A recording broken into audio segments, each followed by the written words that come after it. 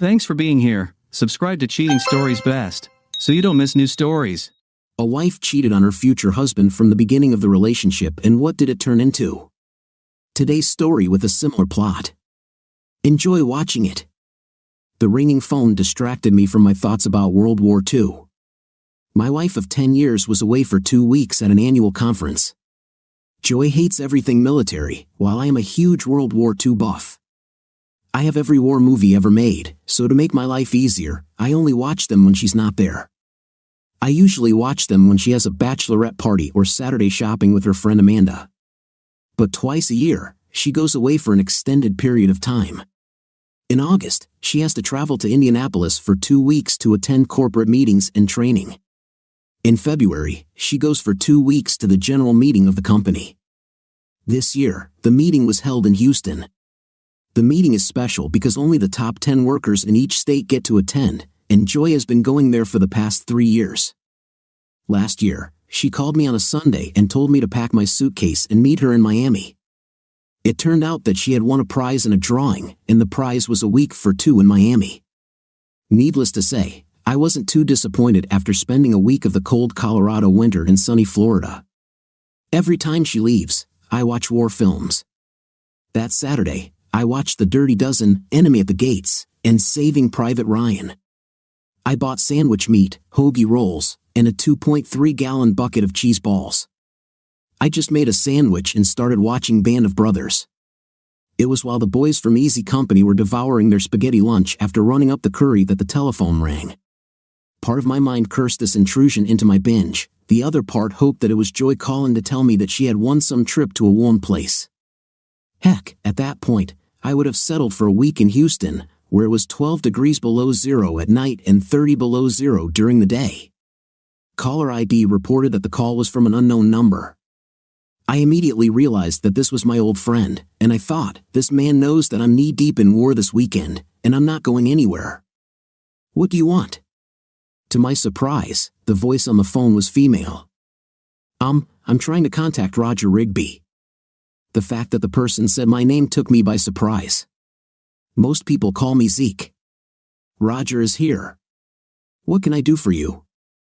Mr. Rigby, this is Detective Desiree Phillips of the Vale Police, and I'm calling because your wife was in an accident and is at Eagle Valley Medical Center. She's in pretty bad shape, and you should probably come here as soon as possible. I think you're wrong, ma'am. My wife is in Houston for 2 weeks for her company's convention. Are you sure about this, Mr. Rigby? When was the last time you talked to your wife? Last night. She called me after her meetings. I was getting ready to go to dinner with my colleagues. The woman on the phone read me the address on Joy's driver's license. This was our address. But how could Joy's driver's license be in Vale if Joy spoke to me from Houston? Whoever is in your hospital most likely stole my wife's purse at the airport. Can I press charges? Yes, you can. I'll run the victim's fingerprints to find out who she is. In the meantime, I need you to come here, check your wife's things, and sign a statement. But you need to hurry up and come here. If this is your wife, sir, she needs to sign a consent form for her to be cared for. I'll be there in a couple of hours, I said. I didn't really want to go on a wild goose chase, but I wanted to hold this woman accountable for using Joy's credit cards. I threw a few things into my bag in case I wasn't back in the morning and headed out onto the snowy highway. During the nearly 2-hour drive to Vale, I ran through a lot of questions and answers in my head. There were 2 possibilities. The first is that someone stole or found Joy's wallet and decided to go skiing. Why would anyone ski with a stolen wallet in their hands? Asked my devil's advocate. Criminals aren't the smartest, so why wouldn't they take a stolen wallet with them on their skis? Do thieves ski? How the hell should I know? So this brings us to possibility number 2, this is Joy, and she's in Vale. Why is she skiing in Vale when she should be at her convention in Houston? Perhaps she won the trip and decided to ski a few times before calling me. She beat me to it one day when we were in Miami. What if she doesn't want you in Vale? Why does she need this? Plus, she's not in Vale, she's in Houston. How would you know? I talked to her last evening. Have you heard evidence that she's in Houston? Proof?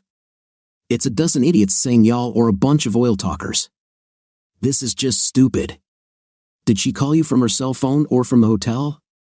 She always calls from her mobile. Why pay extra for a phone call? Besides, I drove her to the airport myself. Did you see her get her boarding pass? No, I dropped her off and went to work. Did you see her board the plane? How do you know she's in Houston? Where else should she go? Vail, obviously. Come on, who gets on a plane at Colorado Springs Airport to fly to Houston, Texas, and then ends up in Vail, Colorado? Vail is not between Houston and the Springs. Think for yourself, Sherlock. Apparently, someone flew from Houston to Denver and took her to Vail, or she didn't get on the plane at the Springs and went straight to Vail. It must be an imposter. Imposter? Scooby, are we solving mysteries here? You know what I mean, someone stole her identity and had an accident on Vail Mountain. Why didn't Joey tell you she lost her identity? Maybe she doesn't know yet or is confused. I'm sure she has a good reason for not telling me. So, who's acting stupid now? Am I stupid because I don't think my wife is cheating? No, this is naivety. Stupidity is an attempt to justify your naivety despite the voice in your head. What evidence do I have that she is cheating besides the fact that she's in Vail when she should be in Houston? Yes. Has she suddenly started dieting or exercising? No, she was always in good shape. Did she buy a bunch of hot new clothes? No, she dresses the same as always. Has she changed her hair or makeup? No, she still looks like everyone else did in the 90s. Man, you seriously need to bring her into this age. She doesn't get funny phone calls, doesn't act mean, and has never turned me down for intim. She has no mood swings or other signs of infidelity. Making up words doesn't prove your point, but you're right. Being in Vail is the only suspicious thing. So you admit that she's not cheating. I admit that we don't know what's going on, but yes, there are cheaters in Vail. As I began to descend from the pass and look for the exit leading to Vail, I asked myself one last question. What if it's her and she's cheating behind my back? It's simple, I'll throw this crap away. There's no room in my life for an unfaithful piece of crap. That's pretty reckless, isn't it? You were married to her for 10 years. True, but Elton Rigby never prayed to women. He knew exactly how to treat a cheater. Yes, faithfully. My mom was acting strange for a while. I was only 10 years old at the time, but I understood that something was wrong with her. She spent many evenings with her girlfriends, and my father always looked worried. One afternoon, when they thought I was visiting a friend, she confessed to him that she slept with her boss. My father kicked her out of the house, and she moved in with my grandmother for a while.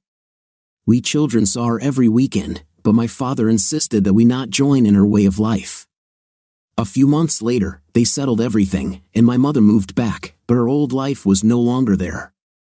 Dad tormented himself every time she was late at work for more than a few minutes. Eventually, he forced her to quit her job and find something else. If she went out for a night with her friends, she had to check in. Otherwise, Dad would call whatever bar they were in and ask if she was there. I swore to myself that I would never live like this. Mom and Dad stayed together until I graduated from high school and then divorced. Neither of them could live like this. Dad was a first-class detective until he found out about Mom's affair. What kind of cop am I if she pulled this crap right under my nose? He asked me one evening in a drunken stupor. It didn't take long for this to affect his work. He received early retirement after he suffered a nervous breakdown. I rarely talk to my mother these days. I am sure that in many ways, it was because of her that my father died. My mother killed him inside, and it just took him a while to give in. I don't want to end up like my father, letting a traitor suck the life out of me. Just don't end up like your brother. 5 years ago, my brother Daniel walked into a room where his wife and her lover were having a night. He killed them while they were having an intimate. Several times a year, I visit him in Cannon City. If he behaves well, he might get out in another 10 years. So you don't want to be like your father, but you don't want to end up like your brother either. Is there a middle ground? Of course, I have, but if she is cheating, I want to deal with her as much as I can and at the same time remain on this side of the barricades. Is anyone calling these barricades yet? I don't know. Since when did you become the euphemism police? So are you going to be like those guys in online cheating wife stories who leave the cheating wife penniless and then ride off into the sunset a millionaire with some curvy babe who's been secretly lusting after your 5th place all these years? I'm sure there are a million of them. No, if everything turns out badly, I will just live my life in constant intimate with my friends and girlfriends. Good grief. The closer I got to the Vale exit, the more nervous I became. Even my devil's advocate voice seemed to disappear. I almost stopped to puke before getting off I-70. Finding the hospital wasn't that difficult. I had been to Vale a few times before and had a general idea of where everything was. I parked and made my way through the snow and frosty air to the main entrance of the hospital. I hadn't drunk anything stronger than beer since I got married, but suddenly I really wanted a bottle of Jack Daniels. I walked up to the information desk, identified myself, and told the guy why I was there. He gave me the room number, and I headed to the elevator. When I got to the floor, I discovered that the room he mentioned was in the locked intensive care unit. I went up to the nurse and told her who I came to see. She called someone and then told me to go to the door and wait to be let in. Once in the secure area, I was greeted by a short blonde nurse whose ample bosom struggled against the array of buttons heroically keeping her paisley top closed. "Your wife is under the influence of sedatives," she said. Unless it's my wife, I thought. You must prepare yourself. She suffered horrific injuries and may not appear to be herself. She won't be able to hear you, but I want to make sure you can handle what you see. I won't be surprised if I can't recognize her, I thought, but my voice still cracked when I said, "Let me in." I was not at all prepared for what lay on the bed. I saw a heaving chest that indicated she was a woman. She was tall enough and well built enough to be my wife, but looking at her face, I couldn't tell. Wow, did she ski into every tree on the mountain? I asked. Oh no, the busted nurse replied. She didn't ski this morning. Someone beat her up and left her in an ambulance. Beat her up? Faithful wives are not beaten or abandoned in an ambulance. I had to agree with my inner self, but still didn't know enough to react. I can't tell you one way or another whether this is my wife, I told her. Maybe this will help, she said, lifting the blanket to expose the woman's left thigh. Here was all the necessary proof that it was her. I haven't seen many women running around with Jiminy Cricket tattooed on their inner thighs. I never understood why she did it, but she did it shortly before our wedding. It was done at the last minute before her bachelorette party, and she never explained its meaning other than that she had always loved Jiminy and he seemed to symbolize her parents, Jim and Yvonne. I never fully believed this answer, but it was the only thing she was selling. It was difficult for me to look at her. The only time I saw my wife suffer was also the first time I met her. My friends and I went to a Tool concert. We had a case of beer in the back of the van for the after-show party. After the concert, we were having fun when a girl came up and said that her boyfriend wanted a beer. My buddy Chad told her that she could stay and have a few drinks with us, but we weren't interested in providing for her boyfriend. She begged one last time, but Chad sent her packing. A few minutes later, I heard a scream in the direction where the girl had gone.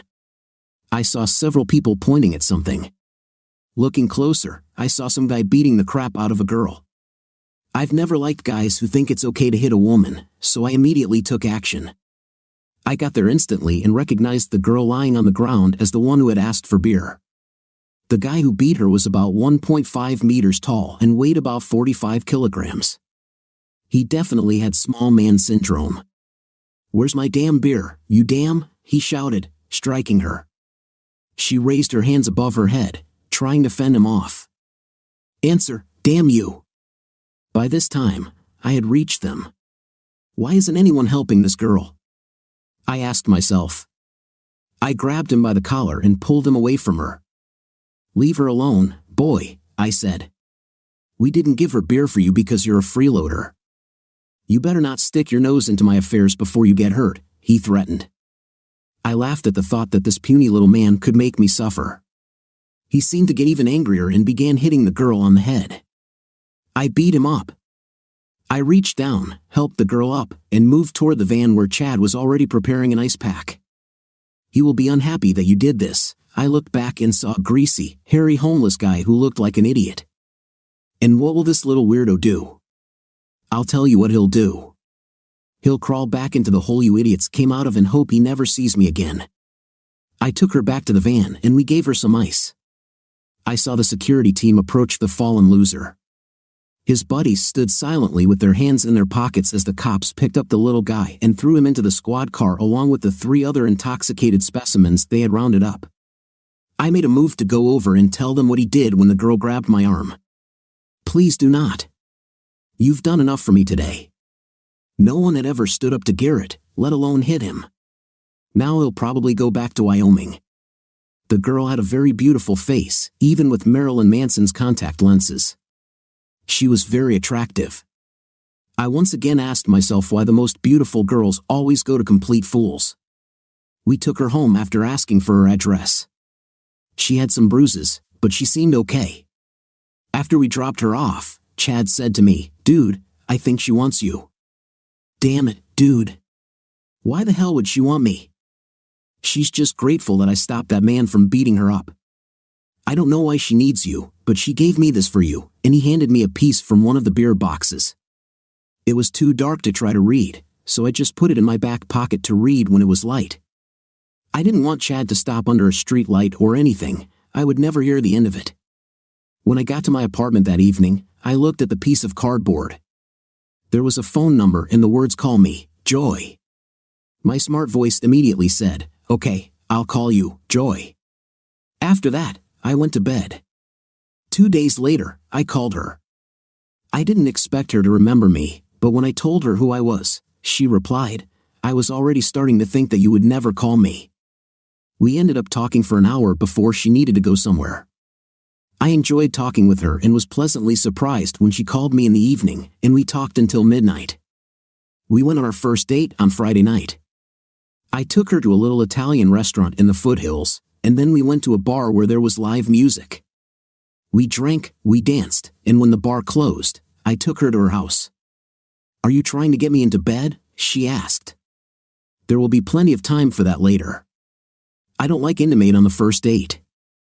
"I think it's more interesting to wait a few dates," I replied. With these words, I kissed her on the cheek and went home. A total of 3 weeks passed before I saw her again. I didn't want to admit it, but every time I slept with a girl after the first date, it always went bad within a month or 2. I guess I became paranoid. We talked on the phone almost every chance we got, but matching free time seemed damn impossible. If I was free, she worked. One of the weekends we had planned to meet, her Aunt Mary passed away, and she flew to Florida with her family for the funeral. Finally, the weekend after my aunt's funeral, we were able to go to the movies. I picked her up, and her father met me at the door. I didn't know what to expect when he asked me to come in. "Nice to meet you, Roger." "I'm Jim." He asked what I did for a living and wondered if I had lived in the Springs all my life. Then he said, "Listen, son, looks like you're a much better match for Joy than that little loser. It's a pity that he will never come here and meet me," he said, clenching his hands into fists. "He met me," I said with a grin. "I hope he's smart enough to stay away, but I doubt his intelligence." "Yeah, he's not too bright, actually," he started to say but was interrupted when Joy entered the room. When she saw me, she smiled widely and hugged me. She wore a nicely dressed that showed off her body to perfection. It emphasized every nuance of it and turned her into a walking dream. I suddenly rethought my 3 dates before intim rule. In the end, we didn't actually have an intimate until our next date. The evening I met her father, she needed to be at work early in the morning, and she begged me to cancel all subsequent arrangements, but with the caveat that I was in her debt. The following Friday, we went for dinner. I didn't pick up on any of the signals I'd noticed on our previous dates, though. I thought she might not be interested that evening. While driving her home, she suddenly began to experience stomach cramps and said that she urgently needed a bathroom. My apartment was only a block away, so I rushed there and let her in so she could use the restroom. She thanked me profusely as she ran to the toilet. Even if I was going to try to have, she wouldn't want to now, I thought to myself. I sat down on a stool and waited for her to finish her urgent business. A few minutes later, I heard the toilet flush. "Oh, "Thank you," I heard her say as she entered the living room. I turned around. The words "no problem" were about to sound coherent when my breath caught in my throat. Joy walked out of my bathroom wearing nice jeans, a black turtleneck, and a leather jacket. Joy standing in front of me now was wearing only skimpy red panties and high-heeled boots. I must have just been staring because she laughed and said, "Take off your coat and stay like that for a while." I took off more than my coat.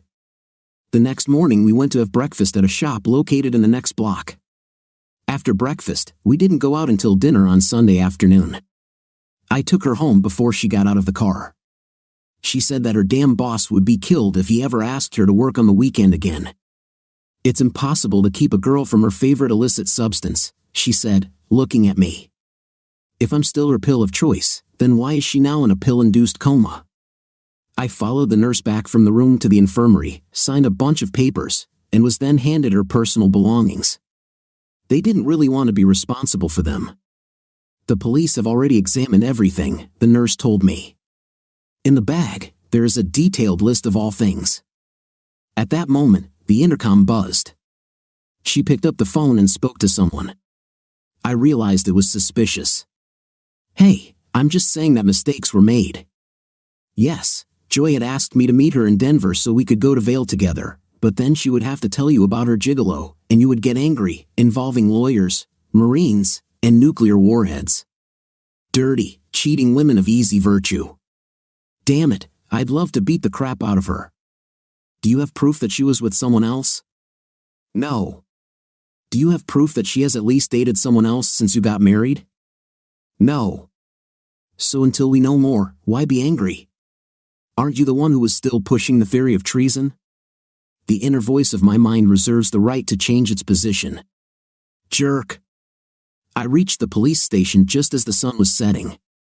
At the front desk, I told the guy who I was, and he called someone. Very soon, a decent brunette and a tall man who looked like Harry Reams came out to greet me. The brunette introduced herself as Detective Phillips, and Harry Reams as Deputy Devon. Phillips seemed pretty nice, and Devon seemed like one of those guys who's just waiting for someone to commit a crime. He looked at me like I was Ted Bundy. "Should I invite a lawyer?" "Do you have reason to believe that you need a lawyer?" "No, I have nothing to hide." Detective Phillips led me into a room and motioned for me to sit down. Devon headed in the other direction. "I'm going to tape our conversation, Mr. Rigby, is that okay?" "No, I don't have any problems." "Sorry about that incident with the idiot." "Forgive me for what?" she asked. "When I called you an idiot on the phone, I thought you were my friend pestering me during my me time." "What is your me time?" she asked, raising an eyebrow. "And what does it consist of?" "Films about the Second World War. Joy hates them, so when she leaves town, I sit and watch war movies until she gets back." At that moment, Deputy Devon came in and sat down. "Are we ready?" he asked. "Yes," said Detective Phillips, pressing the switch on the wall, which I assumed turned on all the voice recorders in the room. For the record, Detective Desiree Phillips is interviewing Mr. Roger Rigby in connection with Case 1256G, where the victim is Joy Tanya Rigby.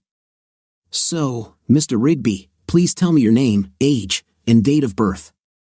"My name is Roger Ezekiel Rigby. I am 35 years old, and I was born on December 16th. Please state your address and occupation for the record." "I live at 1467 West Dano Avenue in Colorado Springs. I am a bricklayer." "Can you tell me where you were between 6 p.m. last night and 8 a.m. this morning?" "Well, let's see. From 9 a.m. this morning until 7 p.m., I was in Manitou Springs repairing a fireplace. From 7 to 8:30, I was on the road from Manitou to Jerry's Bar on the northwest side of town near my house. I left Jerry's around 11 o'clock and was home by 11:30 and stayed there until you called. Can anyone confirm that you were in these places at these times?" "Mrs. Blanche Donovan can confirm my presence at her home in Manitou, Paul Hannibal can confirm that I was at Jerry's, and my neighbor Stephen Harper can confirm that I was home at midnight and again at 3 o'clock in the morning and again at 6 o'clock in the morning." "And how can Stephen confirm that you were at home at these specific moments?" Devon asked in a hoarse voice. "Because we both have dogs that need to pee and poop at the same time." Steven is a night owl, and when he sees me walking the dog, he always comes out to say hello and let boss do his business. They conferred for a moment, then Phillips continued her questions. When did you last see your wife? Monday morning when I drove her to the airport so she could fly to Houston. Why would she fly to Houston? For the annual general meeting of her company. Only the top performers in each region qualify to participate, and this is the third year in a row she's going. What does your wife do? She sells life insurance for TransUnited. You know those damn commercials on TV where the old Asian guy is trying to tell a 5-year-old how to prepare for the inevitable? The kid can barely draw on paper, and this guy is telling him he needs to be prepared so his loved ones aren't burdened. I keep thinking, hey idiot, let the kid watch cartoons while you go jump in front of a bus. I realized I was going on a rant, but I hate this stupid ad of theirs. Do you understand what kind of advertising I'm talking about? They both nodded. I wince every time that damn commercial comes on TV. And she flew to Houston? Now this seems to be the million-dollar question. I saw her carry her suitcase to the car and then went to work. I had an appointment that I had to attend. You didn't go with her to the airport? No. I wanted to. I planned to get us to the airport an hour before she checked in and went through security. I was hoping we could have breakfast together before she left. So why didn't you have breakfast? When we were 2 miles from the airport, she suddenly remembered that she had not taken her bag from the bed, and we had to return home to pick it up. How could she forget something as important as her luggage? She stated that she thought I took it to the car when I went to warm it up. Why didn't you take her bag with you to the car? Because when I told her I was going to start the car, her bag was still lying open on the bed. I didn't even notice she didn't have it when she finally got to the car. How often does your wife go on business trips? Twice a year. 2 weeks in February for the general meeting and 2 weeks in August for meetings and training seminars in Indianapolis. Does the meeting take place in Houston every year? No, it moves. Last year she was in Los Angeles and New York, and this year she was in Houston. They joked again, and then Devin asked, Mr. Rigby, do you know anyone who would like to harm your wife? No one I know, well, with the exception of maybe a few of her clients. Why would they want to harm your wife, Mr. Rigby? Well, the way the company has their salespeople break into your home to sell you crap is kind of a scam. Most of the people she sees are those who have signed up for the free children's information kit.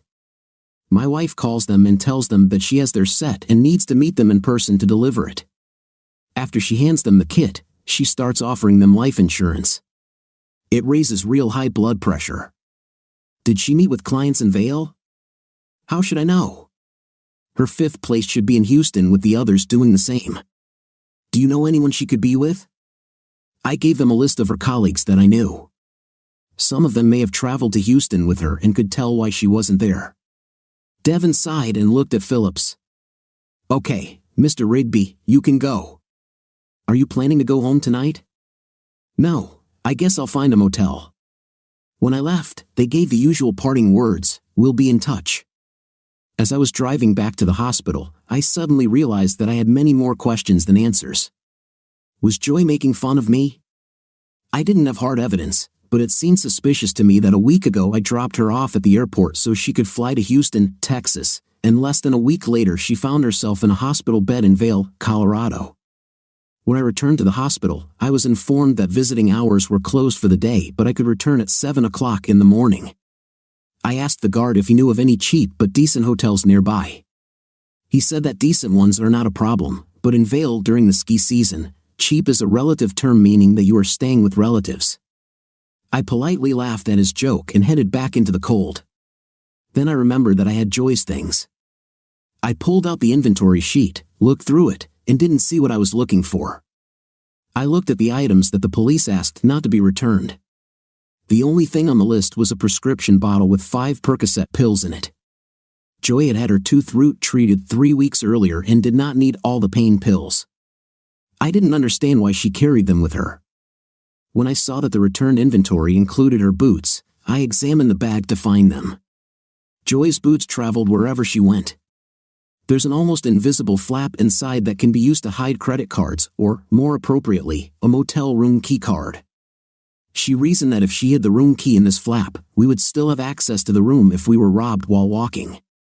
I found the flap, and sure enough, there was a key card. The only problem was that the card was blank, no color scheme or identifying logos on it. It was completely white, so if you dropped it while riding, it would be the end of it. So now I had the key to her room, but I had no idea where the room was. Where's her cell phone, you stupid fifth place? I looked through the list and didn't see it. Then I looked in her purse to see if she had hidden it. It wasn't there. Actually, this is a good sign. A few months ago, my neighbor Steven had a problem. His life partner, Joe, had to buy a new mobile phone every few weeks because he would misplace it and forget where. Usually, it was on a shelf in a store or on a table in a restaurant. Steven, who was a software developer for a company that specialized in mobile phone applications, created an application that could use the phone's GPS to track its location. Joy had also lost a few phones, so he gave me a copy of the app for her phone. That was great. I could open the app, enter her phone number, and it would spit out the distance and direction. As you got a mile closer, it became more specific. The only problem was that it couldn't tell the difference in altitude. I found out about this when she lost her phone in a store. She was damn sure it was still in that store. When I launched the app, it took me not to the store but to my home. In the house, it led me to the sofa. I looked all over the sofa, under it, and even under the pillows. Then it dawned on me that our bedroom was located above the living room. The device pointed the way to our bedroom, and there, between Joy's nightstand and the bed, was her cell phone. It's good that the application runs from the phone's memory, so if the phone is turned off or the battery is dead, the phone can still be found. I opened the app on my phone, and it immediately told me I was 4 miles northeast of Joy's phone. I started the car and began driving along the winding path towards the mountain. When I got to the base of the ski resort, it led me to a road leading to several luxurious ski lodges. I don't know who she is, but she has class, I thought. Shut up, man. I have a lot to look at before jumping to any conclusions. As I turned into the cabin driveway, the indicator finally told me I was half a mile from the phone. The house was 4 stories high, and I saw a lot of Lexuses and Audis in the parking lot. I was glad I drove Joy's BMW rather than my old work SUV.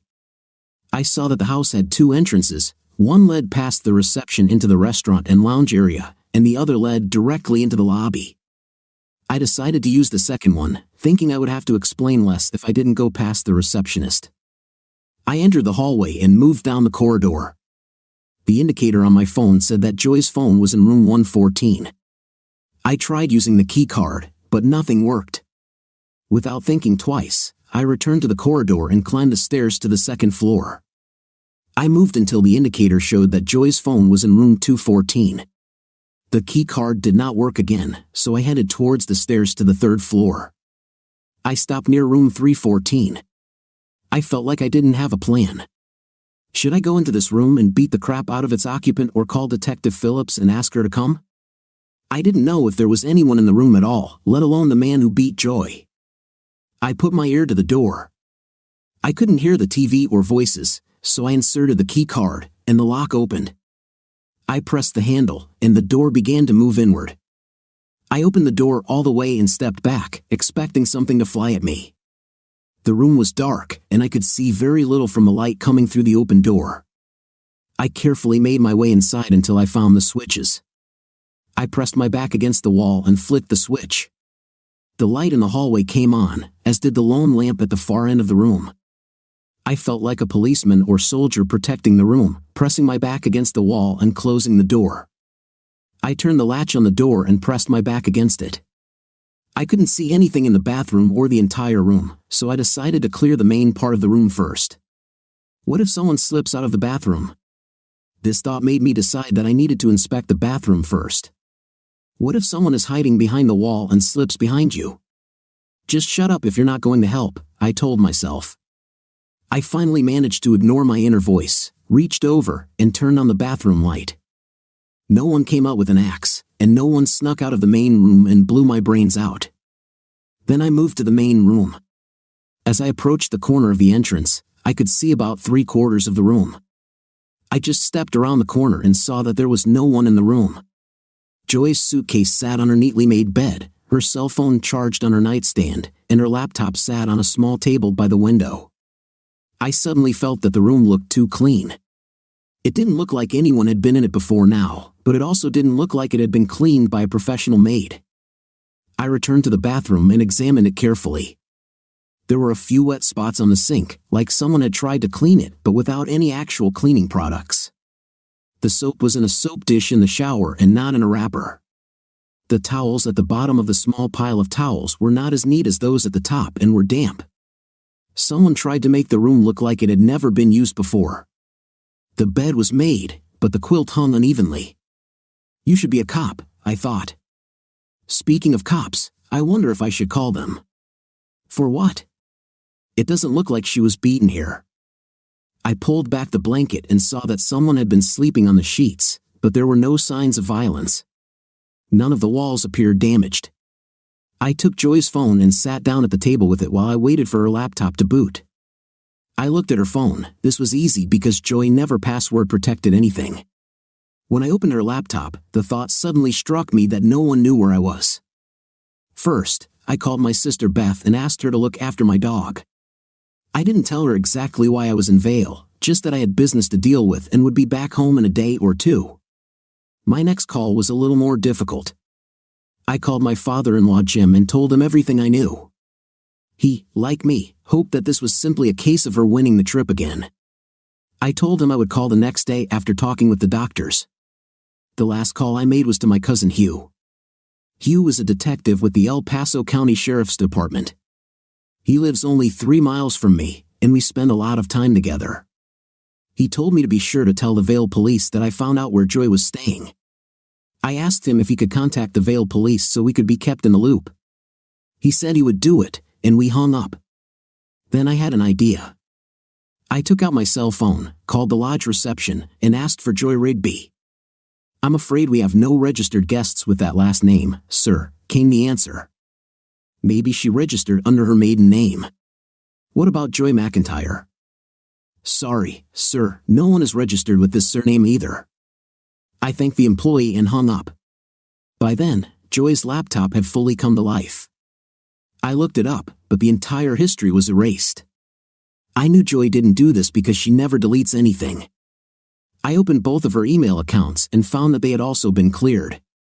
Her password for both was simply my date of birth. I knew I could take the laptop to Stephen. He and Joe are highly skilled programmers and know how to extract missing information from computers. I looked through her mobile phone and found the same thing. All her SMS messages had been deleted. Joy had gotten better about deleting text messages now because her phone gets too slow if she doesn't do it, but she never deleted the entire folder. I'll see if Stephen can help with that too. I stood up and walked over to her suitcase. I opened it and took out all the things, but I only found one business suit, which she was wearing the day I dropped her off at the airport. There were 3 cocktail dresses and the rest was lingerie. Now I knew that I was most likely heading to court for a divorce. The next morning, I took a quick shower, grabbed Joy's cell phone and laptop, and left the room. I left her suitcase the same way I found it. I spent the night in a chair by the table. It was uncomfortable, but I could not bring myself to sleep on the bed. I drank a cup of coffee in a small cafe and then called Detective Phillips. You should say time to get up when she answers, I thought. I was glad my inner smartass was still alive because I felt like crap. I was surprised that she didn't sound sleepy at all when I called her. Detective Phillips, this is Roger Rigby. Last night, I was going through an inventory of my wife's belongings and found a hotel key card and some of her things. I thought I should pass it on to you in case it helps you in her case. She thanked me and said that she would meet me in half an hour. I drove aimlessly around Vail for 25 minutes and then headed to the police station. Detective Phillips greeted me as soon as I entered the lobby. Hello, Mr. Rigby, she said, shaking my hand. Good morning, I replied, handing her the key card. Here it is. Will you come with me, Mr. Rigby? She asked. She led me down the corridor to the office. You look like a man whose world has collapsed. Want to unwind? I don't know why, but I told her that I found the number using Joy's phone, I said. She frowned a couple of times but seemed to feel better when I said I didn't touch the bed. I gave her Joy's phone but didn't mention the laptop. "What are you going to do now, Mr. Rigby?" "I don't know. I think that I will most likely lose my wife because of this. I'd like to hear her explanation, but I don't think I can believe it." "Don't lose hope just yet, Mr. Rigby. There may be a logical explanation for this that does not involve extramarital affairs," she said confidently, but I could read from her face that she didn't see any other options. I thanked her and went to the hospital. I was sent to the NICU waiting room until the next 15-minute visiting session began. There, patients are allowed to visit for 15 minutes every 2 hours. After the second 15 minutes of wishing that piece of flesh on the bed would wake up so I could ask her what the hell was going on, the doctor came out to see me. He was a guy about my age with sandy brown hair who looked like he should be an all-star quarterback. Dr. Benson assured me that Joy was recovering from her wounds but asked if I would like her to be transported to Denver. St. Luke's has an excellent rehabilitation program for traumatic brain injuries, and I think her chances there will increase tenfold. He explained in medical terms what her injuries were, but all I understood was that she had been hit in the head either by someone or had fallen on something and could have brain damage. I then signed permission to transport her. She was scheduled to be transported the next day, and I asked if they could call ahead so I could complete the paperwork at St. Luke's on the way home. "Where's your house?" he asked me. "Colorado Springs," I answered. He got a worried look on his face and asked me to wait a minute.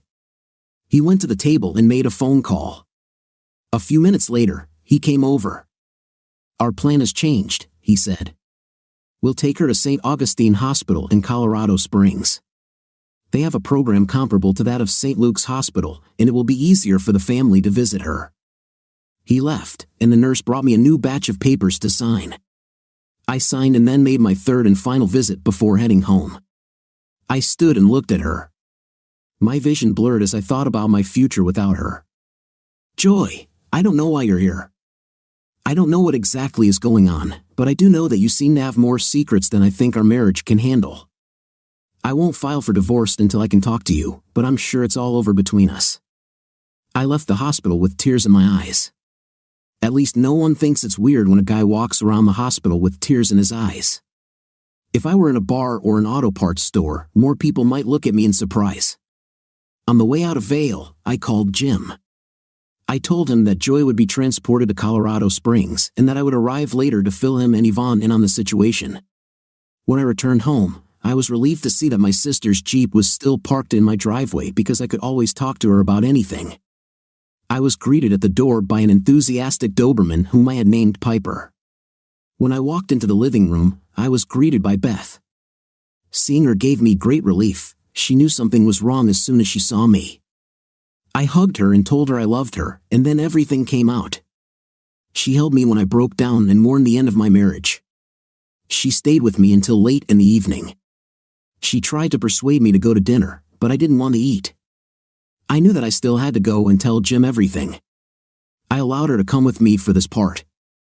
By the time I told Jim and Yvonne everything I knew, I could see that he was no longer sure that his daughter was not treating me badly.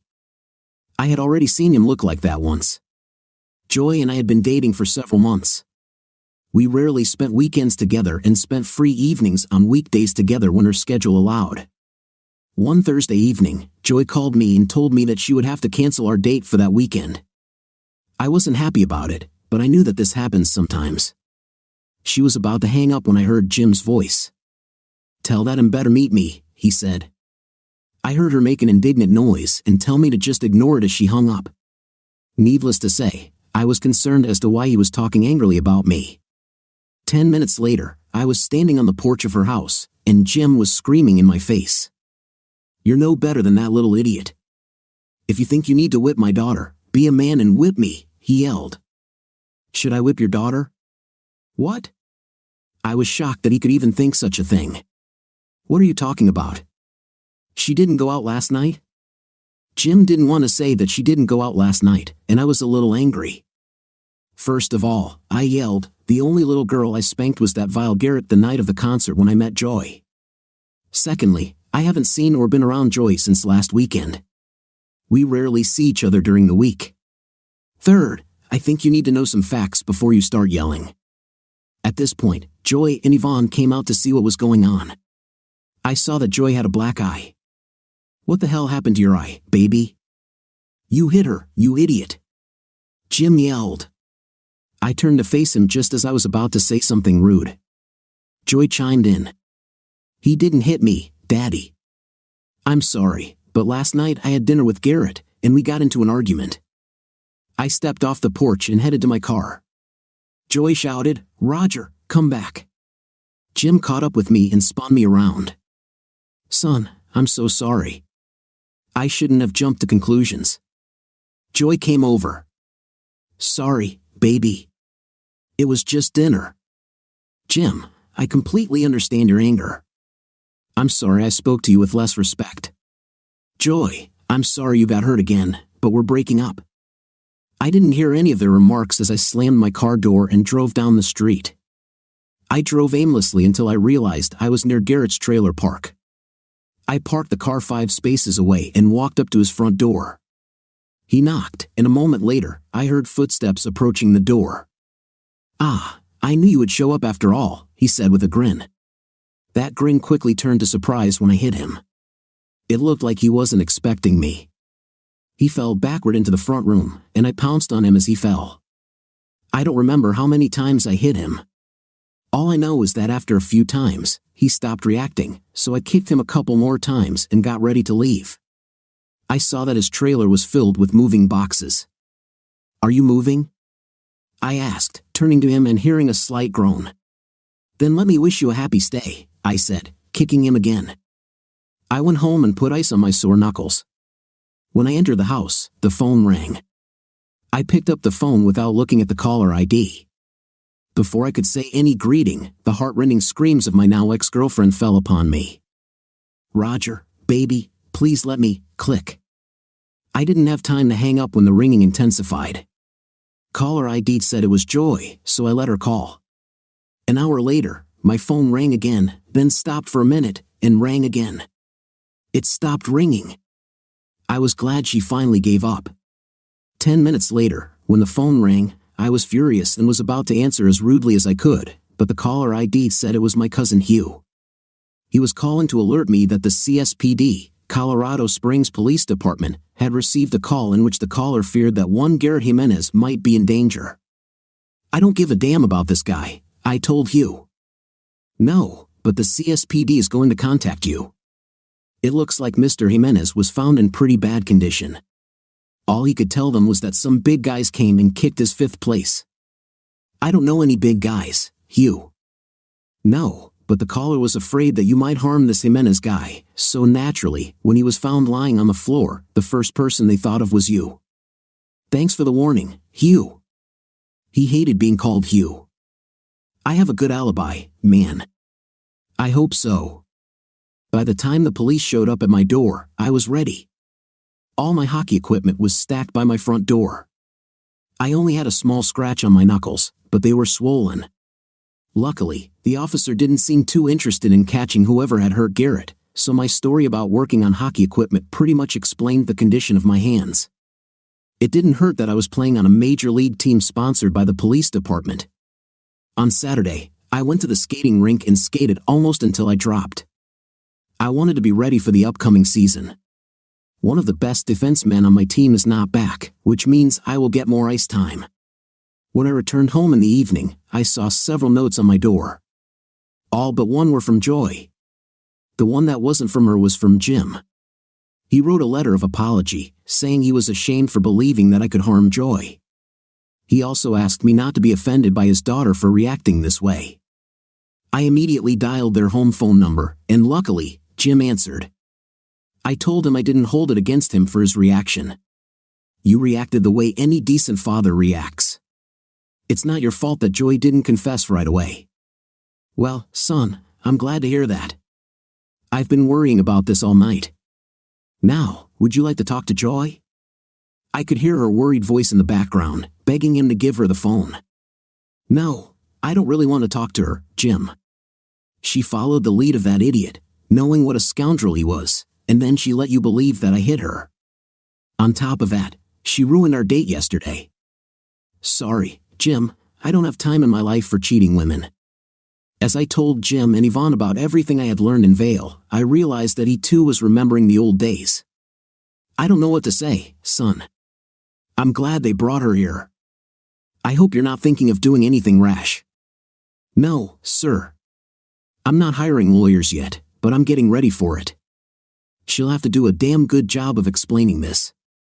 Whatever happens, Roger, Yvonne and I think of you as a son, and I hope that if things get as bad as I fear, you won't cut us out of your life. I assured them that I would not cut them out of my life, and then Beth and I headed towards my house. We drove in silence for a few minutes. Then Beth asked me, "Will everything be okay with you?" Do I have a choice? Curling up and dying is definitely not an option.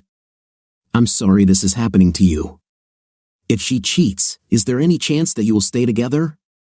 No, I can't stand the thought of turning into one of those paranoid husbands who has to put GPS trackers in his wife's panties and spy cameras in every corner just to sleep at night. Mom asked about you. You know she loves you, and it would be good to talk to her.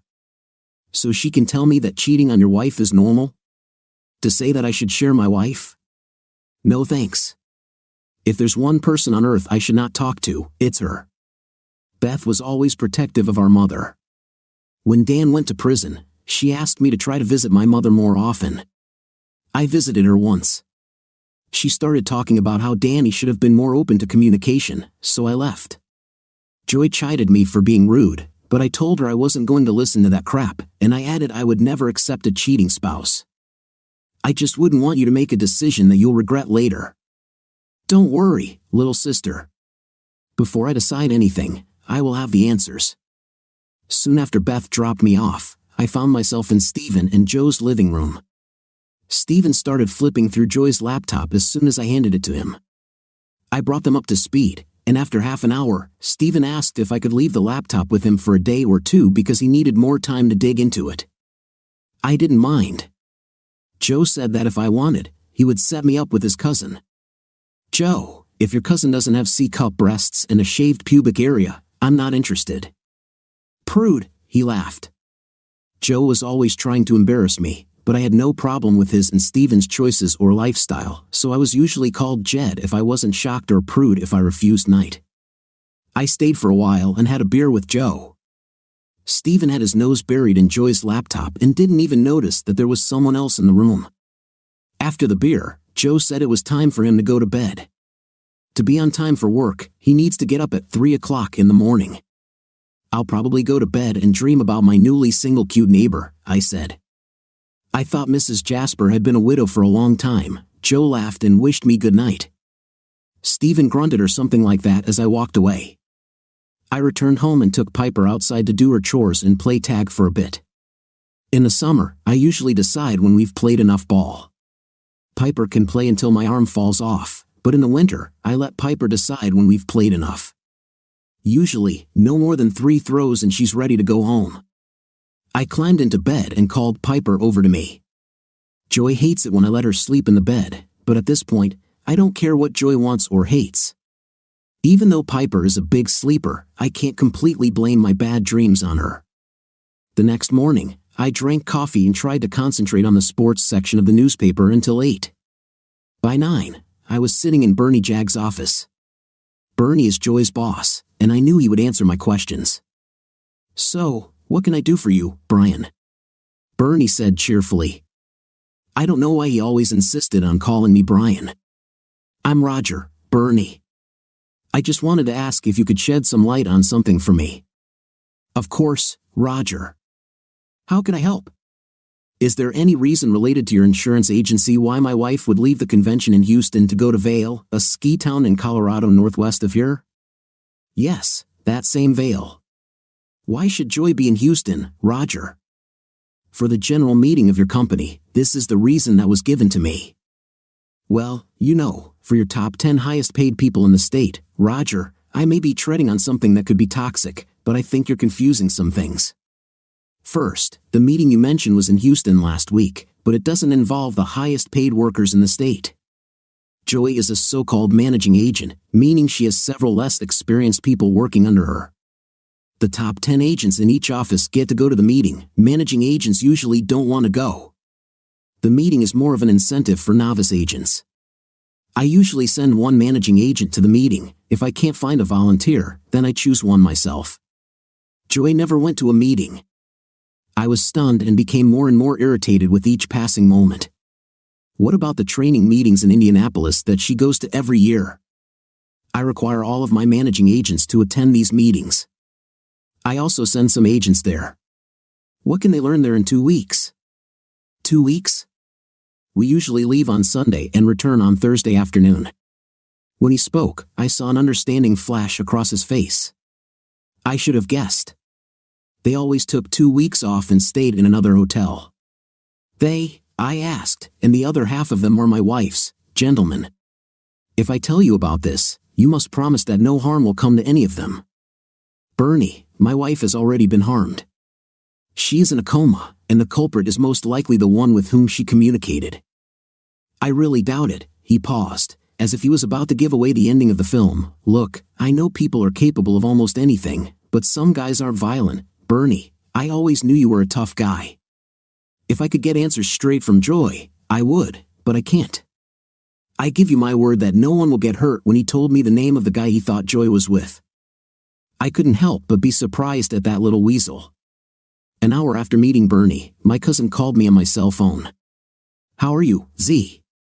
My grandmother hated it when my parents named me Roger.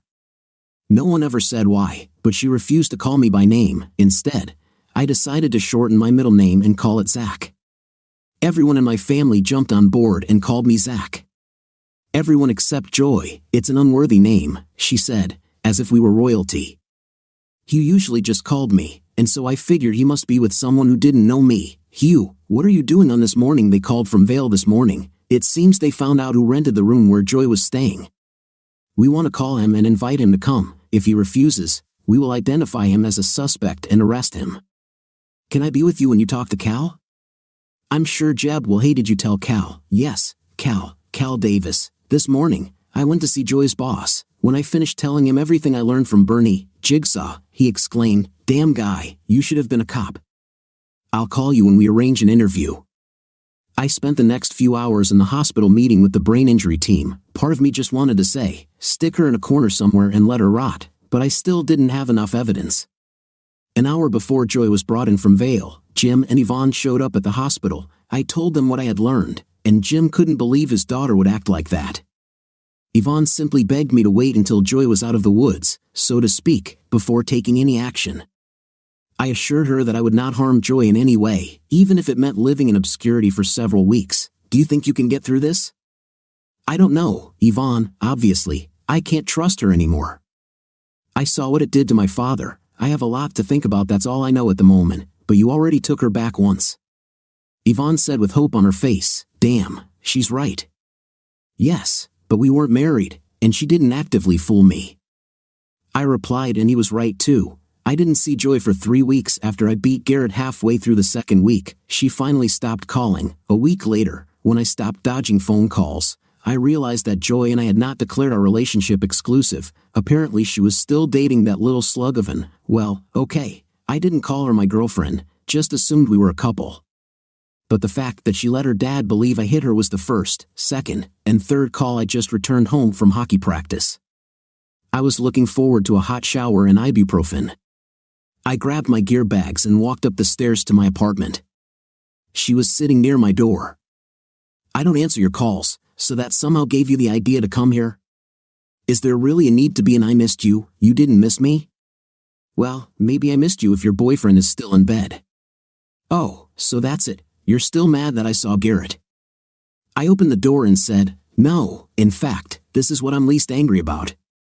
The only thing that really angers me is that you allowed your father to believe that I laid a hand on you. I walked in and realized that she had followed me. She opened her mouth to say something, but I immediately returned to the conversation. We never decided to be exclusive, so I can't be upset about you having a night with him. No, I'm angry at myself for not seeing things as they really are. My stupid fifth place thinks that if I sleep with a girl, then we date until one or both of us decide we don't. I threw my things on the floor and continued my tirade. I see it this way. We had several good meetings, you and I. You don't like that I'm not a piece of or that I don't hit you? Okay, I'm not for everyone. You want a paranoid man who can't handle your intimate needs properly, so he has to beat you? Cool, enjoy it. Maybe I'll send you both brass knuckles as a wedding gift. Are you finished? She stood with such a defiant look that only a girl can have when she's crying.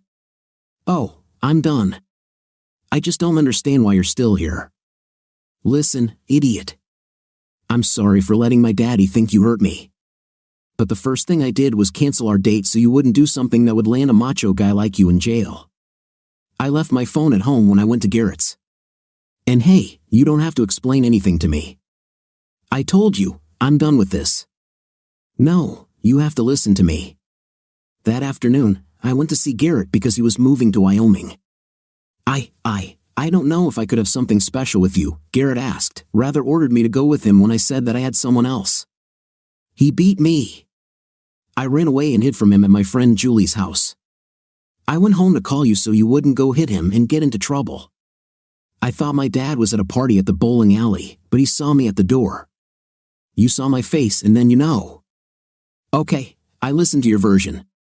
Now I have a hot shower date. When I said this, the expression on her face became funny until I said the word shower. She looked completely depressed. I still don't know what made me say that. Would you like to come with me? I didn't have to ask her twice. That evening, we decided that we were in an exclusive relationship. 3 weeks later, she moved into my apartment, and 8 months later, we got married. The only time Garrett was mentioned again was the evening she told me he had died in a car accident in Laramie, Wyoming. She went there for his funeral with one of her friends for 2 days. And now, a decade later, Joy is removed from the ambulance and taken to the intensive care ward at St. Augustine's Hospital. She looked nothing like she did in Vail. Doctors said she has a very good chance of making a full recovery. A few minutes later, we were taken back to the waiting room. After 30 minutes of sitting there, Hugh texted me that Cal Davis would be coming for an interview at 4 o'clock. I told Jim and Yvonne I had an appointment I couldn't miss and left. I returned home and let Piper out to do her business while I put on my suit and tie. I knew that if Sheriff Jeb Hannibal was allowing me to sit in on the interrogation, I had to look like a detective. I've known the sheriff all my life. He and my father worked together, and I was best friends with his son Paul. Paul and I played football and hockey together. They were always on the same team until Jeb was elected sheriff and they moved to the north side of town to be closer to the office. Everyone knew that Paul and I would play professional hockey. Funny how a promise can be broken. While I was in college, my father died. I lost interest in the game and dropped out of school. My grandfather and uncle got me a job as a bricklayer. When no one could persuade me to finish my studies in criminal law, 3 NHL teams had their eyes on Paul. And then in his junior season, he broke his hip and his career stalled. Paul took a job with the Colorado Springs Police and coaches youth hockey. For us, there was always a choice, hockey or work in the police. And now I make a living laying bricks. When I arrived at the sheriff's office, Hugh came out to greet me. Okay, Zeke. Vail Police will be participating via video conference. We'll put you in a chair away from their eyes. Jeb asked to remind you not to say anything, mainly because it might jeopardize the court case. Understood. Yes, and before you say anything, I know not to attack that freak. You know Nora and I have your back. Anything you need, just ask. We entered the department.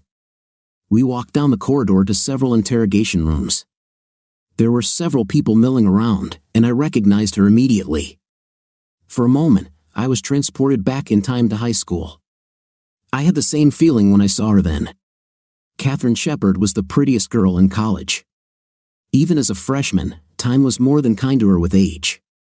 She only became prettier and more beautiful than she was when I looked at her during each of our joint classes. I've long dreamed of spending at least one night with her, but I never felt like I was in her league. She was the beauty and elegance on the arm of the starting varsity quarterback, while I was a hockey defenseman who played second and third positions. Although I was the star of the hockey team was not like a basketball team with cheerleaders. The hockey team had its fans, mainly the parents and girlfriends of the guys on the team. As I stood there wondering whether she had married a doctor or a lawyer, a couple of sheriff's deputies ushered her into the room. Stop drooling, Zeke, Hugh said, leading me into the room. Sheriff Jeb Hannibal stood there grinning from ear to ear. I've always wanted to do this, he said, pulling out a badge from behind his back. I'm appointing you as a deputy so we can say only law enforcement officers are in the room. He made me take the oath and reminded me that I had to turn in my badge before leaving. He even hugged me after he handed me the badge. Son, I hoped and still hope that someday you'll receive a diploma and come work for me. Your dad was a great cop, and I know you will be too. Hugh and I walked out of Jeb's office, my shield proudly displayed as my thoughts drifted back to Catherine Shepard. I already knew then that she was too much for me, but I wondered if I had been the right boy in college. If she would have turned out to be just as cheating. Somehow I doubted that she would be like that. Perhaps this is partly what made her unattainable for me. Perhaps the men in my family only know how to marry cheaters. I was sure that Daniel would agree with this assumption. We reached the room and went inside. Hugh pointed me to a chair that was not in the camera's direct line of sight. Hugh sat down on a chair at the conference table and began working on the keyboard. Soon, I heard the voice of Detective Phillips and some other guy through the speakers. A few minutes later, a sheriff's deputy brought a good-looking idiot into the room. This guy had salesman written all over his face. This is the guy who moves you from a 5-year-old clunker in a parking lot to a shiny, nearly new, overpriced piece of crap that earns him a higher salary. I'd never met Cal Davis face to face, but I'd heard a lot about him. Even sitting in a room full of police officers, the smile never left the guy's face. He looked like he was sizing us up as potential clients. I'd never met this man before, but I felt like I knew him from everything Joy told me about her mentor. Hugh began. Mr. Davis, we thank you for coming, and I must remind you that this interview is being recorded. Sure, no problem, Cal said. So, for the record, Detective Hugh McMillan of the El Paso County Sheriff's Department is here. I'm with Detectives Keith Douglas and Roger Riggs. Roger Riggs? Isn't that a character from the movie Lethal Weapon? No, it was Martin Riggs, played by Mel Gibson. Roger Murtaugh was played by Danny Glover. Also on video conference with us are Detective Desiree Phillips and Detective Ron Albert from the Vail Police Department. Mr. Davis, do you understand that you have been read your rights and you agree to speak to us without a lawyer present? Yes, I agree. When they started asking the usual questions about his address and such, I realized that my intuition was telling me that this was the wrong guy. He had an intim with Joy, but in no way did he hit her.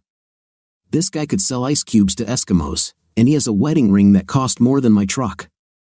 He could charm a woman into doing his bidding, and he didn't seem like the kind of man who would risk his livelihood by being accused of domestic violence. Finally, we got to the questions I was waiting for. Mr. Davis, Philip's voice came through the speakers. Can you tell us your whereabouts from today until Sunday? Yes, I was in Houston Monday through Friday for our company's general meeting. I returned home on Friday evening and spent the entire weekend with my wife. Well, that makes things a lot easier, Mr. Davis, Phillips said. Our last interrogation made us call for different people to confirm his alibi. In your case, all we need to do is call your employer, and they will be able to provide us with all the necessary contact information. The smile never disappeared, but the tan of course turned white. There was an I'm screwed look in his eyes. I knew he was broken when Hugh asked if he would mind waiting a few more minutes while he called Bernie Youngs. Wait, Cal said, his confident swagger went awry. Can I tell you something without it becoming known to my wife? I saw the smirk on Detective Douglas's face and was amazed at how easily they had played Cal. He soon revealed that he had been sleeping with Joy for more than 6 years. I figured in my head that she started training with him about 6 years ago. He was very scared when he was told that this concerned Joy. I saw real fear when he asked if she was missing or if someone had killed her. When asked about Friday, the explanation was interesting. When it was time for me to leave, she called her husband and said that she had won a trip to Vail and was flying to Denver in 3 hours. I heard her talking on the phone. We then drove to Denver, and I dropped her off at the terminal. All she was going to do was walk to the arrivals area and wait for him to pick her up. I went home. My wife can confirm that I have been home since Friday evening. The detectives received satisfactory answers to several more subsequent questions.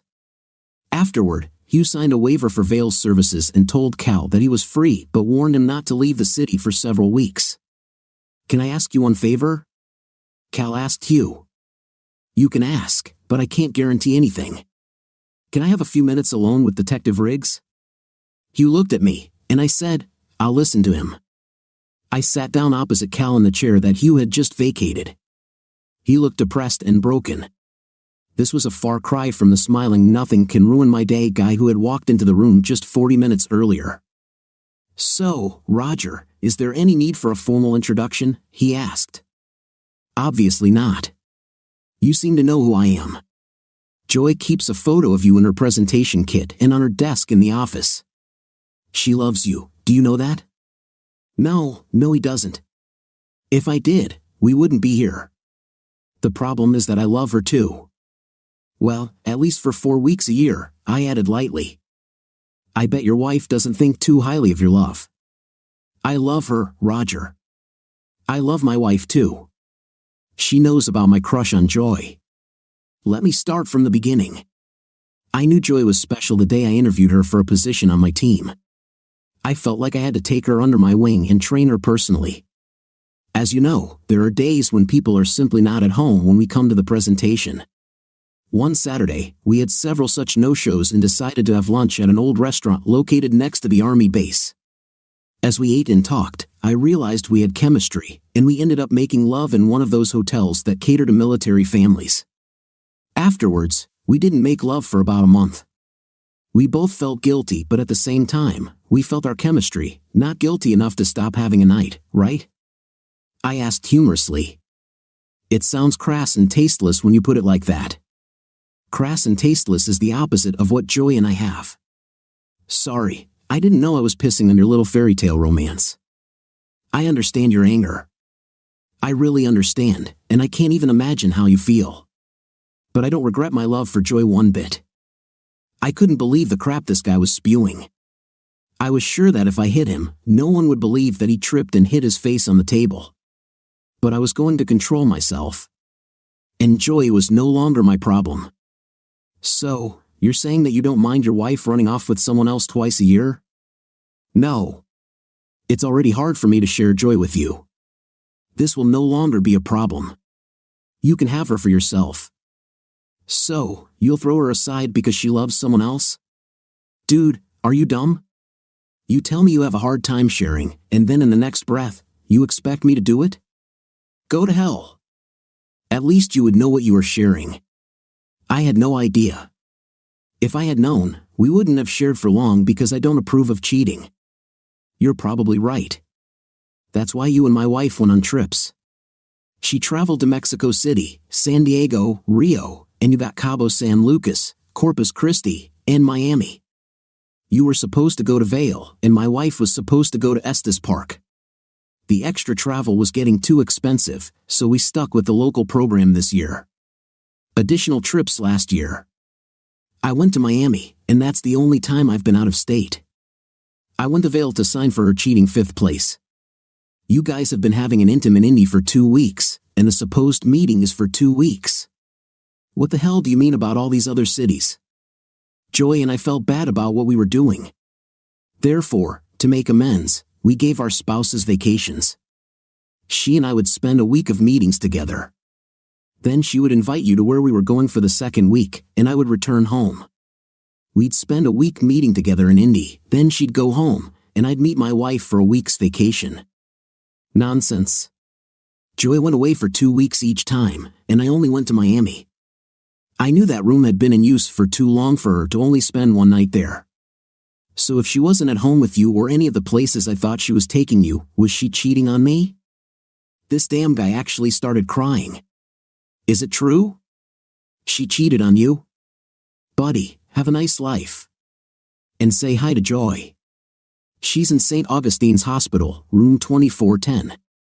Tell her dad I'll be in touch. I headed towards the door but stopped when he asked pathetically, "You're not going to tell my wife, are you?" Dude, I don't even know your wife. And if I knew, why would I hurt her? No, I won't tell her. It's much more pleasant to know that the feeling of guilt will eat you alive. Although it won't. The traitor piece of shit has no conscience. Have a happy life, but remember, one day you will appear before the Almighty and answer for all this."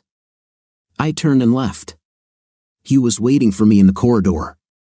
"Hey, Zeke, I'm really sorry. I thought we had the guy." As soon as he walked in there, I already knew that he was not the one who beat her. I just feel stupid. How could this be happening under my nose all this time? I've never had. At that moment, I was interrupted by a commotion behind us. Hugh and I turned to see Katrina Shepard slapping Cal. "You are worthless. Don't come home, Calvin. I don't want to see you anymore," she sobbed loudly as the sheriff's deputy pulled her away from Cal. He had more than a few marks from the short blow. As they passed us, she looked at me. I was searching for words when she came up to me and hugged me so tightly that I almost lost my breath. "I'm so sorry," she sobbed. "It's not your fault, or mine," I reasoned. "It's just that we both accidentally found to marry," I laughed. She pulled away, and I raised my hand to wipe a tear from her beautiful face. "I hope everything will be okay with you," I told her. "I need a few days to come to my senses." "I wish you luck too, Roger," she said, kissed me on the cheek, and turned to leave. At that moment, I recognized the officer who was walking with her. It was her brother James. James was 2 grades behind us in school, so I didn't know him as such. Suddenly, I understood how she ended up at the sheriff's station that day. I looked at Hugh and said, "He has this at home, and he needed to have a night with Joy." "Some guys just want what they're not supposed to have," he said. We went down to Jeb's office so I could turn in my badge and listen to a lecture on how I could graduate and become a cop. I've heard it all before, and who knows, maybe one day I'll listen. I know I've been listening to that whisper in the back of my head that has been telling me that for the last 10 years. The next few days were pretty damn stressful for me. I spent 2 days looking for a lawyer who wouldn't let me get my 5th place kicked in my divorce. I didn't really expect a fight, but I wanted to be ready. I hired a guy from a firm in Denver that only handled men's cases. Usually, they fought tooth and nail to get the best deal for the fathers, but in my case, they said they would do everything they could to protect me. I was damn glad Joy and I weren't going to have kids. Quite recently, we discussed this topic, but never decided. There wasn't much to argue about. Piper was mine and belonged to me since we got her as a puppy. The house we live in belonged to Grandma Joy, so I wasn't even going to try to take it. In fact, according to the title deeds, it belongs to Jim, my brother, and I inherited my father's house when he died. At the time, I had an apartment, and Daniel lived with his wife, so they used my dad's house, and I received a small rent from them for it. When Daniel walked into her boyfriend's apartment and smashed their heads in, her family tried to take Daniel's house away to ease their grief. Luckily, I hired a real lawyer who saved the house. The court found that I would have owned a majority interest in the house because Daniel was paying me rent. The family was furious, but I kept the house. And now, I was very happy because I wouldn't have to move into some crappy apartment. Joy was angry that I spent money fighting for the house, but I told her that the cheater's family would never get what my father paid for. In retrospect, perhaps I should have thought about her cavalier attitude. Late on Tuesday evening, I showed up at the hospital. Jim kept watch, as I expected. He looked up, saw my face, and just shook his head. "How long ago?" he asked. "As far as I can tell, 6 years since she started selling insurance. But I feel like there's more to it than what we know. I can't believe my daughter can be so deceitful." "Me too. I would never have married her if I knew she was a cheater." I continued the story about everything that Cal told me. "I always wondered why she never came back from her trips with photographs," Jim said. "When she was younger, she took pictures every time we went somewhere, even if it was just Denver. Why didn't I notice this?" "I didn't notice either," I told him. "I'll no longer visit the hospital. I can't bear the thought of talking to her again." He understood and asked if I would stay in the house until she was ready to go back there just to make sure there was no damage. I replied that I already planned to do this. I also told him that I would not submit documents to her until she recovered. I realized that I would miss him and Yvonne. They treated me like a son the entire time I knew them. It's not their fault that they raised lying trash. On Wednesday, I was working on a chimney repair, and in the evening, I had a hockey match. I spent most of the first period in the penalty box serving a punishment for rough play. 2 minutes into the second period, I got another one, and our coach took me out of the game. He was a close friend of Paul's, so he knew why I was playing rough, but he also didn't want me to get kicked out of the league. When I returned home, I was in a bad mood. We lost the game, and I took most of the blame for letting my personal problems affect my performance. No one on the team would let me take the blame, and several guys asked if I wanted them to go see Cal. Perhaps I did not express my refusal of their offer too clearly. When he got home, Piper was ready to go outside. As I watched her run around the yard, I reminded myself that I needed to look at the fence at Dad's house. While Piper was doing her business, I was about to go into the house when Stephen shouted from the window that he would come in a few minutes. I wondered what he found on Joy's laptop. I had spent the previous evening looking through our desk to find anything. I looked at all the bills and bank statements I could find and didn't find anything out of the ordinary. How the hell does she pay for these trips? The only thing I found that was even remotely inappropriate was that she called her friend Fiona more frequently before trips. She usually called Fiona once a month, but as the trips got closer, the frequency increased to twice a week. I was sure of two things. Fiona knew more about what was going on than I did, and Fiona wasn't telling me a damn thing. I have never met this woman, another fact that, until this moment, did not seem strange to me. When I tried to dial Fiona's number, I only received an automated voice telling me that I had reached her voicemail box. I suddenly regretted not having Joy's cell phone. When Stephen walked into the house, he looked like a child who had discovered where his parents hid their Christmas presents. "So, what did you find, Steve? Bring me a beer, we'll sit down, and I'll show you everything." I grabbed a couple of bottles of beer from the refrigerator, and we sat down at the bar. Stephen opened Joy's laptop and turned it on. "Whoever erased the tracks definitely knew what they were doing," said Stephen. "There are several programs on this laptop that I know you didn't install here. Don't be offended, Zeke. You make me do all your computer stuff. I know you don't know a damn thing about computers, dude, so I'm not offended. Okay, first, I found a program that allows Joy to go online and use the internet without recording her browser history. Even histories that cannot be erased are undone. Luckily, my friend from the Department of Defense was here yesterday to help me figure it out. He checked some of his materials, and we found a lot. Are you saying that Joy is a computer genius, and I didn't know it? Oh hell no. Joy uses the same password for everything. No, this was put together by someone who really knows what they're doing. My brain instantly ran through a list of all the people Joy knew who didn't know a damn thing about computers, and Fiona's name came up again. She was something of a wizard at a software company that specialized in defense issues. So, what was she hiding? I asked, without a hint of humor in my voice. All I could see was that she had accessed the cloaking program for her email account and bank account. So, this is how she pays for these trips, I said, thinking out loud. What trips? I immediately told Stephen what I had learned from Cal. His eyes got bigger and bigger as I continued. When I finished, he just said, "You know I can't tell Joe that you have a badge. He will never stop begging you to wear the uniform for him." Dude, I was wearing a suit, not the uniform. And in general, did you read these letters? Oh yes, when I logged into her account, it was deleted, but this will remain between us. I hacked into the mail server and found several deleted emails. Most of them are lovey-dovey, you know, all the nonsense that teenagers write to each other. Several said that they would meet in a week.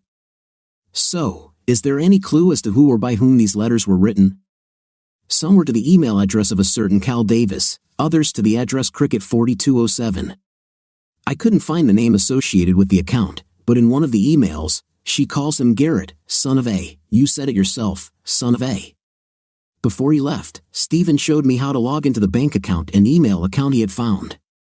He recovered the email and changed the password and security information to ensure no one else could access the account again. He did the same with the bank account. That one was opened in a bank in Denver under Joy's name. I walked into the bank and was amazed at how much money was in the account. Somehow, under my nose, she raised over $110,000. We weren't sure of money, but I had no idea where she could have gotten it. I reviewed the account history and saw that throughout the life of the account, there were periodic withdrawals from ATMs that I knew Joy did not have access to. There were also several withdrawals after Joy was hospitalized. All deposits were made at local ATMs. The first step was to arrange for all these funds to be transferred to our joint bank account. As soon as I did this, I filled out the form on the website to close the account. I was informed that the operation would be performed at 7 a.m. After that, I changed all the contact information on the bank account to my personal email, so I would know if anyone tried to change anything. Then, I wanted to know more about Fiona, because I was sure that she could tell me how the hell my wife was beaten when I couldn't find anything on Facebook. I went and found Joy's school albums. I found Garrett. He graduated from high school with Joy. I looked through the classes around them and found nothing. Finally, I pulled out freshman Joy's diary and saw the one I was looking for. In my senior year, Fiona Jimenez was Garrett's sister. I needed to make a call. "Hello?" asked the sleepy voice of Detective Phillips. I looked at the clock. It was already 1 in the morning and suddenly felt guilty for calling her. "Detective Phillips, this is Zeke, Roger Rigby." "Roger Rigby? Don't you mean Detective Riggs? How did you know that?" "Your friend, Detective McMillan, forgot to turn off the video, and I saw you sitting with Mr. Davis. Actually, he was my cousin and obviously not very tech-savvy. But I didn't call you to talk about Hugh. I called because I think I know who attacked my wife." I heard her perk up and grab something to write with. I told her about the bank account, not mentioning how I found it, and mentioned that a debit card was missing from Joy's personal belongings when I picked them up. I cited stress as the reason I didn't notice the card was missing. I gave her a brief description of Garrett and where the card had been used that morning. Then, I apologized for waking her. "Hey, don't worry about it. It's work-related, you know. You should be a cop, I hear this all the time. Well, I'll let you sleep. Good night." She wished me good night and hung up. I envied and at the same time pitied her husband. I envied him that he could listen to that nicely voiced during passion. I also knew that being a police officer, even in a small department like Ville, puts a strain on a family. Some spouses can handle this, but some, like my mother, cannot. Piper wheezed and looked at the door, a sign that she needed to go out. When I took her out, I saw Stephen on the porch. "Hey, Stephen. Do you still have access to the DMV databases and—" "To hell, I always have access to databases, Zeke. You know me better than—" "Yes, I know. Mr. Hacker Deluxe." I always made fun of his nickname in the chat. One day I went to him to ask something and saw him in the chat under the nickname Hacker Deluxe. Because of this, I made fun of him from time to time. I told him the name I wanted to know about and said good night. I knew I had made his night by giving him a reason to break into some place. As soon as I was in my house, my body made me understand that the day had been long, and I needed to sleep. I agreed with it. The next morning, I was woken up by the phone. My father-in-law was on the caller ID, so I answered. "Hello, Father. Good morning. Roger, just wanted to let you know that the doctors are tapering off the medications and expect Joy to come around within the next 24 hours. It seems like it's coming soon, doesn't it? I remember the doctor saying that they plan to keep her in a coma for at least a week.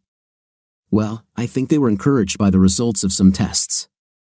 Have you thought about letting her explain everything and forgiving her?" "No. In fact, I keep finding more and more deception." "There's no coming back from this," I said.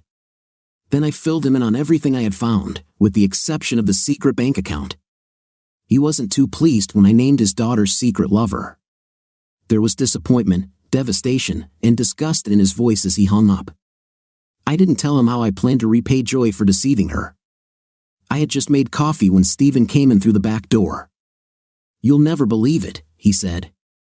Then he suddenly exclaimed, "About coffee. Good morning, Steve. Don't you think Joe will find it strange that you're at my house at 8 in the morning and he's at work? You're just teasing him, and he knows it," he said as I barely stopped myself from spilling my coffee everywhere with laughter. "You said that I would never believe what I asked," handing him a cup of coffee. He was right. When I looked at what he found, it seemed to me that I had fallen into some strange hole, and when he explained all this to me, I suddenly saw everything completely clearly. When Joy went to Garrett's funeral, she only half lied. She could say that she was going to Jimenez, and it would be 100% true. She went to Fiona's funeral. It was Fiona who died in a car accident in Laramie, and I'll bet my last cent that she accompanied Garrett there, and that was the beginning of the affair. The following information angered me even more. The year before, when Joy called me to join her in Miami, Garrett was in jail. He was serving a 10-month sentence for petty theft. He served 10 months and then had to serve 4 years on parole. His parole agreement prohibited him from leaving Colorado. So, I assumed that if I asked Cal, he would tell me that Joy had insisted on more local night trips until his arrest. Garrett worked for a software development company, but the funny thing is that companies related to national defense cannot have criminals on staff. I wondered if the police would catch him before he realized his gravy boat was empty. Later that day, I called my lawyer and told him my plan. He laughed and said that he could arrange everything, and everything would be legal. Now all I could do was wait for Joy to come to her senses. 2 weeks after finally emerging from her coma, Joy was allowed to be questioned by the police. I walked down the hallway behind Detectives Phillips and Albert. They had come from Vail to interrogate Joy. Garrett was arrested when he tried to intimidate a bank employee into giving him money that he believed should be in his bank account. When they read the card designed for Joy Riggs, the cashier's alarm bells rang. She went to ask the manager, who confirmed that the card had been reported stolen. Bank security held him until Denver police came to pick him up. When he was detained, it was discovered that he was wanted for questioning in Vail. His parole officer seemed interested in his leaving Denver without approval. Denver was more than happy to provide him with guest accommodations. I hoped that he would have a well-endowed cellmate. When Phillips and Albert entered Joy's room, I remained in the hallway. Hugh was kind enough to talk them into letting me listen, and Detective Phillips asked if I had any questions I'd like to ask her. I had a million of them, but I decided to ask only one. They introduced themselves, and I heard Jim ask if they wanted him to close the door. Without missing a beat, she explained that since they weren't detaining Joy, they couldn't allow the door to be locked but had posted a colleague outside the door to prevent eavesdropping. I was dressed in a suit and looked like a detective, so no one should have thought that I was out of place. At first, Joy seemed hesitant to answer their questions. She denied and denied until they drew her attention to the fact that the receptionist had placed her with 2 different men. One, of course, was Cal, and the other was Garrett. She eventually admitted that she had been with both men but was embarrassed to admit that Garrett had beaten her. Then Phillips played a card I didn't see coming. I'm sure you already know that your husband believes that you have 2 different lovers without his knowledge. Whatever you tell us may be related to him, and when he sees the truth, it may push him to reconcile with you. Not a single chance for reconciliation, I thought as Phillips spewed out her crap. Then everything came out, how she lied to me so she could accompany Garrett to his sister's funeral. I felt sorry for him, and I knew that Roger wouldn't want me to go to him, just like my father. I'm sorry, Dad. Anyway, that weekend, we decided we still loved each other. The only problem was that I loved Roger. So Garrett suggested we secretly meet with him once a month. I didn't see how it could hurt Roger, so I agreed. Then she recounted everything Cal had told him about how it all started for them, claiming that she was with Cal because she was turned on by the fact that they were both married.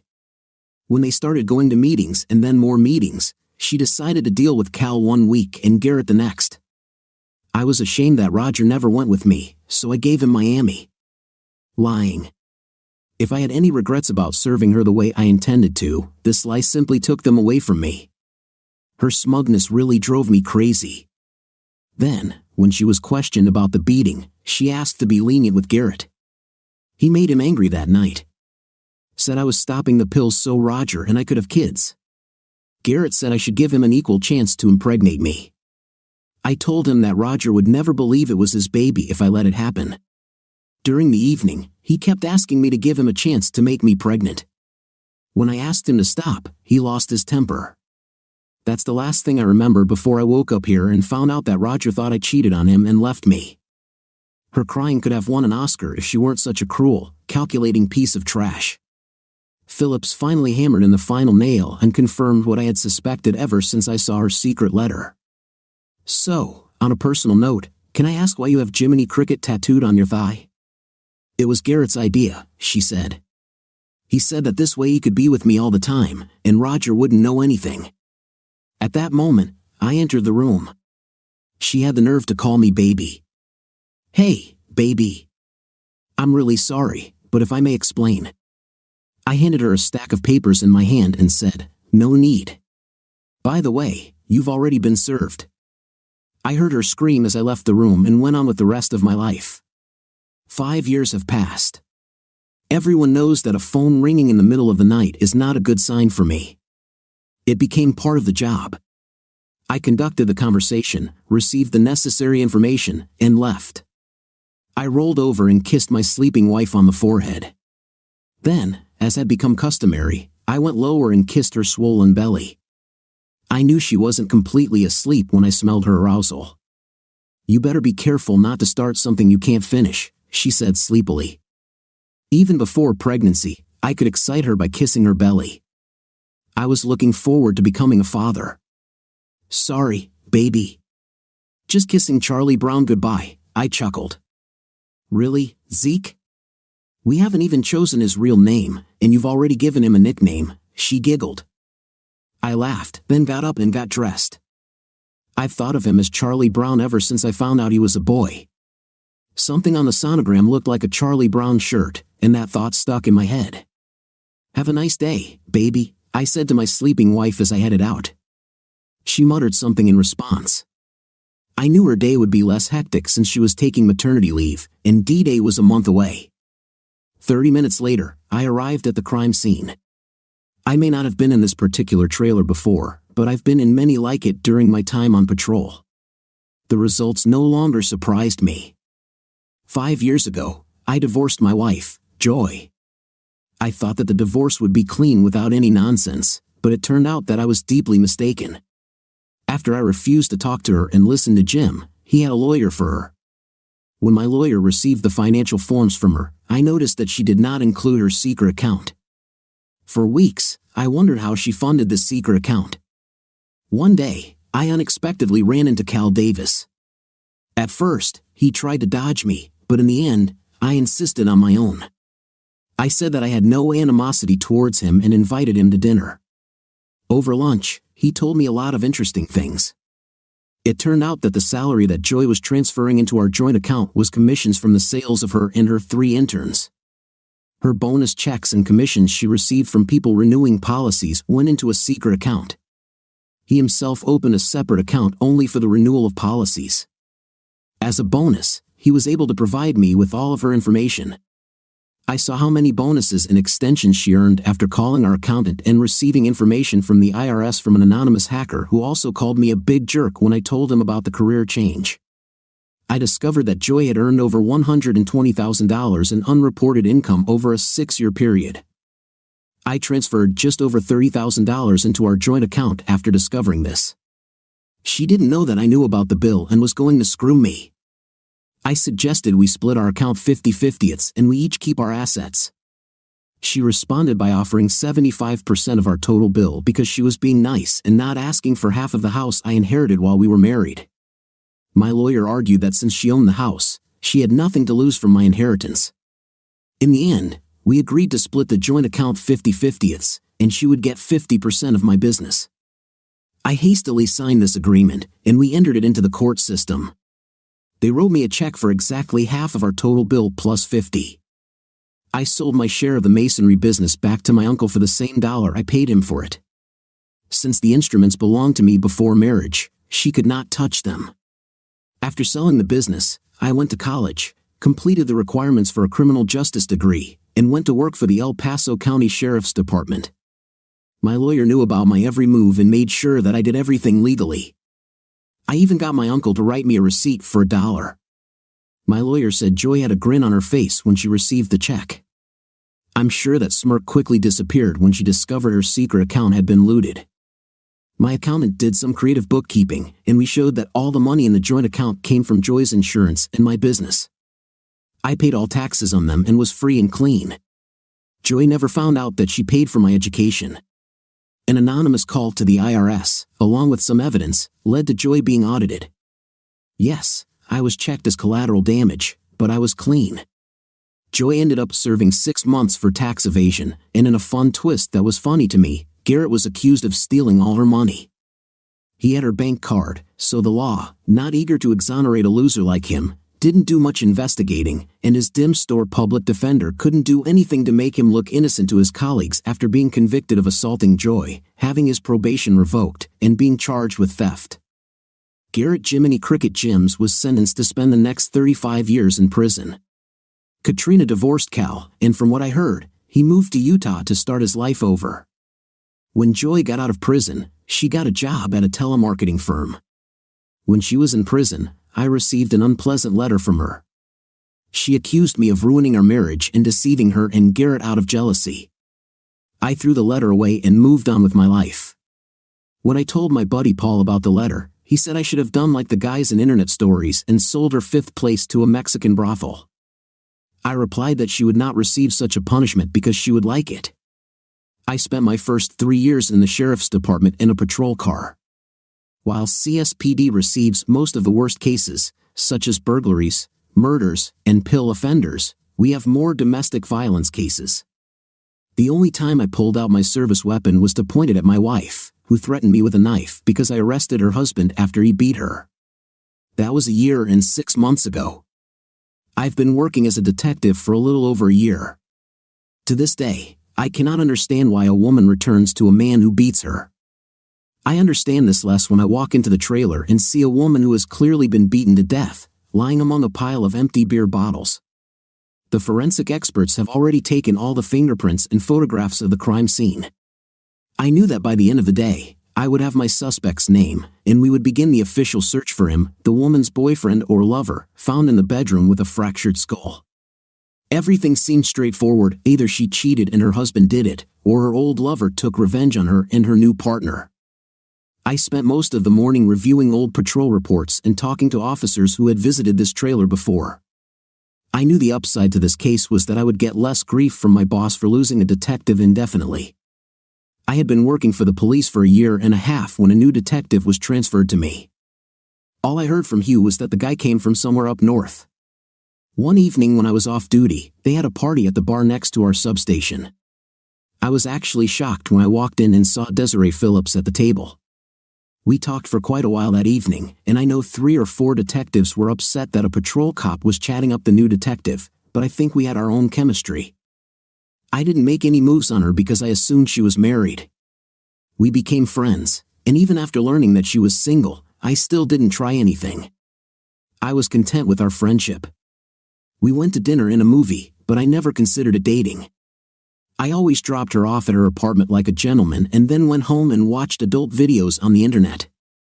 One evening after she had finished a particularly tough case, I took her out for a drink. I stayed mostly sober to ensure her safety. At the end of the evening, I walked her home and escorted her to her apartment. I asked if she was okay, and she asked me to help her take off her shoes. I helped her remove her boots and then got ready to leave. "Oh, Zeke, is there anything else?" I turned to see what she wanted and was caught off guard by a strong hug. "She's drunk, you idiot. She's vulnerable, and she's your best friend, whose name isn't Paul. She'll eventually hate you if you don't stop this now," I thought to myself, pulling away. Suddenly, she didn't seem so drunk anymore. "What's wrong with me, Zeke? Why don't you even seem to want to touch me? First, you're drunk. I don't want to be part of a drunken memory that will ruin our friendship. Second, I just don't know if I'm ready," I replied, trying to understand my own feelings. "Do you hate me so much now that you didn't even enjoy kissing me?" "Of course, I liked it." "You're one of the handsome," she admitted before I could say a word. "Come with me. I'm not drunk, and I'm not a loose woman. I've only been with 4 guys in my entire life, and you know all the stories," she confessed later. She admitted she liked me from the first minute we met in Vail. She never dreamed that I would work in the police when she transferred, taking it as a sign she was just tired of Vail. It just so happened that 2 of our detectives got jobs in Denver. That night was the first of many times we slept together. A year later, we got married, and a month after that, we became parents. My boss hated the fact that she would need maternity leave and hounded me at every opportunity for knocking her up.